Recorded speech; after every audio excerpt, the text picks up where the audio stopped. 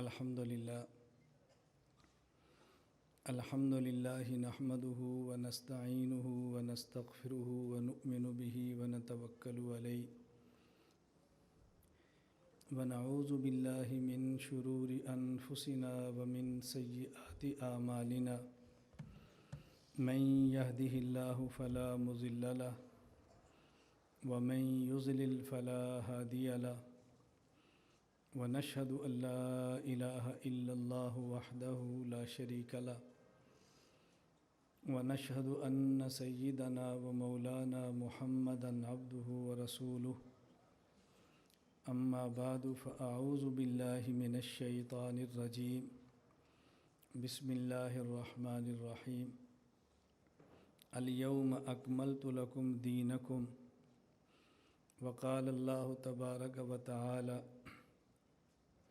ان الدین عند اللہ الاسلام وقال اللہ تبارک وتعالی ومن یبتغ غیر الاسلام دینا فلن يقبل منه اللہم صلی علی محمد وعلی آل محمد کما صلیت علی ابراہیم وعلی آل ابراہیم انک حمید مجید اللہم بارک علی محمد وعلی آل محمد کما بارکت علی ابراہیم وعلی آل ابراہیم انک حمید مجید۔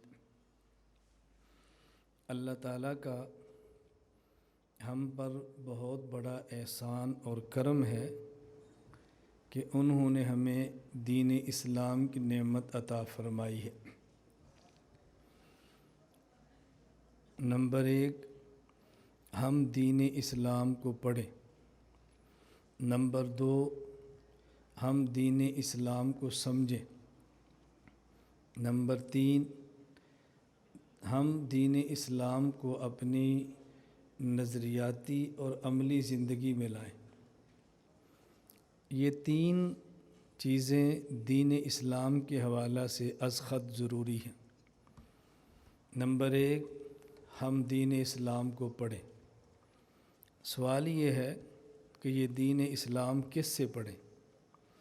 قرآن کریم پڑھیں تو دین سمجھ آئے گا، احادیث پڑھیں تو دین سمجھ آئے گا، کتب فقہ پڑھیں تو دین سمجھ آئے گا، تاریخ پڑھیں تو دین سمجھ آئے گا، براہ راست پڑھیں تو سمجھ آئے گا، یا ہم کسی سے پڑھیں تو سمجھ آئے گا۔ سب سے پہلی چیز یہ ہے کہ ہم دین اسلام کو پڑھیں۔ دین اسلام قرآن کریم بھی ہے، دین اسلام احادیث بھی ہیں، دین اسلام ہمارے مسائل فقہیہ بھی ہیں۔